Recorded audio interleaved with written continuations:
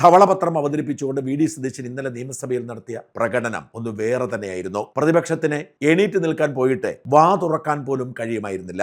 ബഹുമാനപ്പെട്ട മുൻ ധനകാര്യമന്ത്രി ഇവിടെ ഉണ്ട്. അദ്ദേഹം ഒരു ബജറ്റ് അവതരിപ്പിച്ചു. ആ ബജറ്റ് 35,000 കോടി രൂപയുടെ പ്ലാനാണ്. ഈ അധികാരം ഞങ്ങളിലേക്ക് വന്നപ്പോൾ ഞങ്ങൾ നോക്കിയപ്പോൾ കഴിഞ്ഞ ബജറ്റിലെ 35,000 കോടി രൂപയുടെ പ്ലാനിൽ 20,000 കോടി ഇല്ല.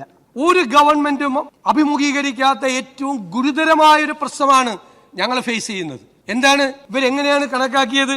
15ാം ധനകാര്യ കമ്മീഷൻ റവന്യൂ ഡെഫിസിറ്റ് ഗ്രാന്റ് കൊടുത്തിരുന്നു. 55,000 കോടി കൊടുത്തിരുന്നു 5 കൊല്ലമായിട്ട്. ഈ ഗവൺമെന്റ് കിട്ടിയ വലിയ നേട്ടമാണ് കഴിഞ്ഞ ഗവൺമെന്റ്. 16ാം ധനകാര്യ കമ്മീഷൻ വരും. 16ാം ധനകാര്യ കമ്മീഷൻ വരുമ്പോൾ റവന്യൂ ഡെഫിസിറ്റ് ഗ്രാന്റ് 14,137 കോടി രൂപ ഈ ഫസ്റ്റ് ഇയറിൽ ലഭിക്കും. അതാണ് അദ്ദേഹത്തിന്റെ കണക്ക്. 16ാം ധനകാര്യ കമ്മീഷൻ തീരുമാനിച്ചു റവന്യൂ ഡെഫിസിറ്റ് ഗ്രാന്റ് നിർത്തി. സർ, അത് കിട്ടുമെന്ന് കരുതി പ്ലാൻ ആരെങ്കിലും തയ്യാറാക്കും? അത് എന്ത് കണക്കാണ്? 14,137 കോടി അത് കിട്ടിയേക്കും. അതായത് 16ാം ധനകാര്യ കമ്മീഷൻ റവന്യൂ ഡെഫിസിറ്റ് ഗ്രാന്റ് പ്രഖ്യാപിക്കുമ്പോൾ ഒരു 14,137 കോടി നമുക്ക് കിട്ടും ഫസ്റ്റ് ഇയറിൽ. അതില്ല, പോയി. പ്ലാനിൽ നിന്ന് 14,137 കോടി രൂപ പോയി. പിന്നെയുള്ള കണക്ക് 16ാം ധനകാര്യ കമ്മീഷൻ 15ാം ധനകാര്യ കമ്മീഷൻ 1.92% നികുതി വിഹിതം.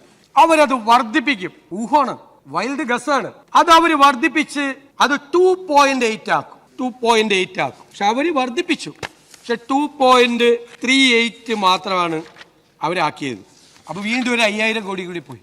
മറ്റു ചില പ്രതീക്ഷിച്ച ഗ്രാന്റുകളിൽ നിന്ന് ഒരു 600 കോടി രൂപ പോയി. ഞാൻ ചോദിക്കട്ടെ, കേരളത്തിന്റെ ചരിത്രത്തിൽ അധികാരത്തിൽ വന്ന ഏതെങ്കിലും ഗവൺമെന്റ് ഇതുപോലൊരു അന്തരീക്ഷം ഫേസ് ചെയ്തിട്ടുണ്ടോ? 35,000 കോടി രൂപയുടെ പ്ലാനിൽ 20,500 കോടി ഇല്ല. എന്ത് ചെയ്യും? അതാണ് ഒരു വലിയ വെല്ലുവിളിയാണ്. പ്ലാൻ തയ്യാറാക്കുമ്പോൾ, ബജറ്റ് തയ്യാറാക്കുമ്പോൾ ഒരു ഗവൺമെന്റിന്റെ മുന്നിലുള്ള ഏറ്റവും വലിയ വെല്ലുവിളിയാണ്. അതാണ് സാർ ഈ ധവളപത്രത്തിൽ പറയുന്നത്. ബഹുമാനപ്പെട്ട പ്രതിപക്ഷ നേതാവ് ഇന്നലെ സംസാരിച്ചപ്പോൾ ഒരു കാര്യമില്ലാതെ പറഞ്ഞു ധവളപത്രം എന്ന് പറയുന്ന ഉമ്മാക്കി കാണിച്ച് ഭയപ്പെടുത്തേണ്ടതാണ്.